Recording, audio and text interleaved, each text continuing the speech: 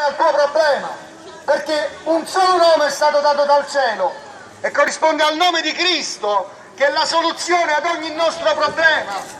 Ma abbiamo un grande problema, ancora più grande del problema stesso, il nostro orgoglio. Nessuno vuole umiliarsi al cospetto del Signore. Il Signore ha detto: tutti mi chiamate Signori, ma nessuno fa quello che io dico di fare. Ma lo stesso Gesù ha detto che siete miei amici se fate quello che io vi dico di fare. Ma a voi non importa di Gesù, perché magari siete giovani, siete ricchi, siete belli, perché magari vi sentite nella vostra autogiustizia, autostima migliore di un altro.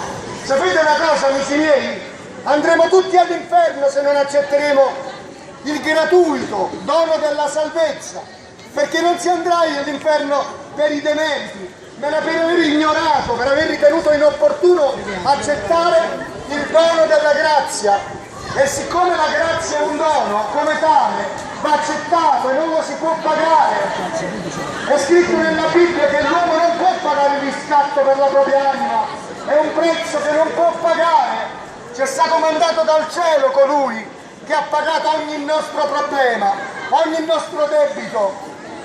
Si chiama Gesù, ma siccome a voi non interessa Gesù, magari lo avete appeso al collo, lo avete ritratto in un'immagine e lo portate nel vostro portafoglio, magari azzeccato al vostro parabrezza.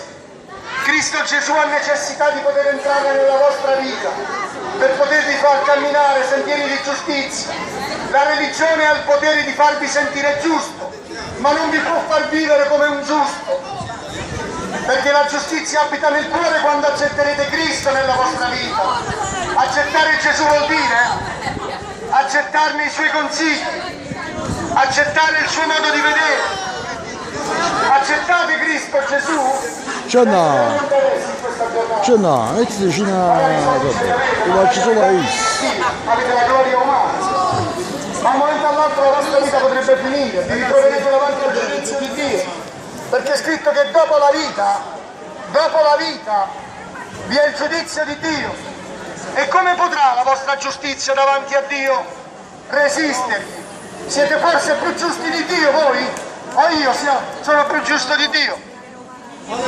Accettate l'invito di Gesù alla salvezza. Gesù ha detto: io sono venuto per i malati.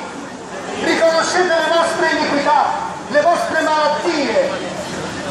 Identifichiamo come la malattia il peccato. Ognuno di noi pecca contro il prossimo, contro se stesso, contro di Dio.